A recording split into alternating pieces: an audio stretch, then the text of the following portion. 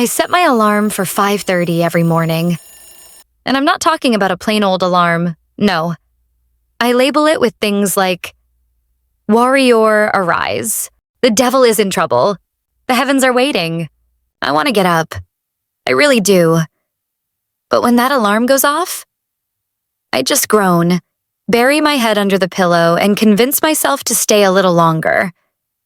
I say to myself, let me just lie here and talk to God in my heart. And next thing I know, I'm asleep again. Amira set her alarm for 5:30 every morning.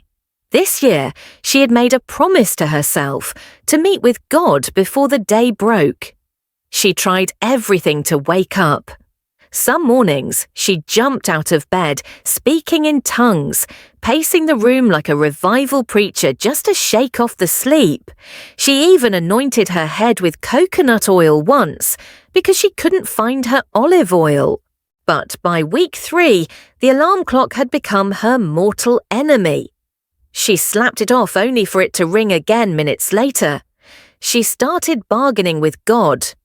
"Lord, you don't sleep or slumber, so technically, you don't need me at 5:30 a.m. She'd hit snooze and go back to sleep, only to wake up late and rush to work. She told herself she would spend time with God later at night. But by then she was too drained to even pray. So she did what most of us do, a quick "Lord help me" here, a rushed "thank you" there. But deep down, her soul was hungry, and slowly it started to show. Every time Amira skipped those early morning minutes, she felt it. Not just guilt, something heavier, a growing distance. God's whisper growing faint, her thoughts getting louder, peace slipping away. Her discernment dulled. She began questioning everything, her purpose, her identity, even God's nearness.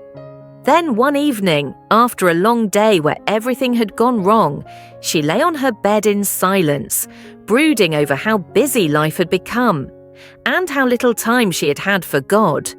Suddenly, a quiet revelation broke through. Every morning, the Israelites gathered manna. If they skipped a day, the manna spoiled.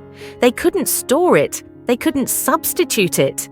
They needed it daily, just like she needed him. She realized her soul wasn't starving for sleep. It was starving for presence. The next morning, the alarm shrilled. Still sleepy, Amira dragged herself out of bed. She splashed her face with water, did a few press-ups to shake off the drowsiness, and whispered her favorite phrase, "Arise, watcher of the Most High."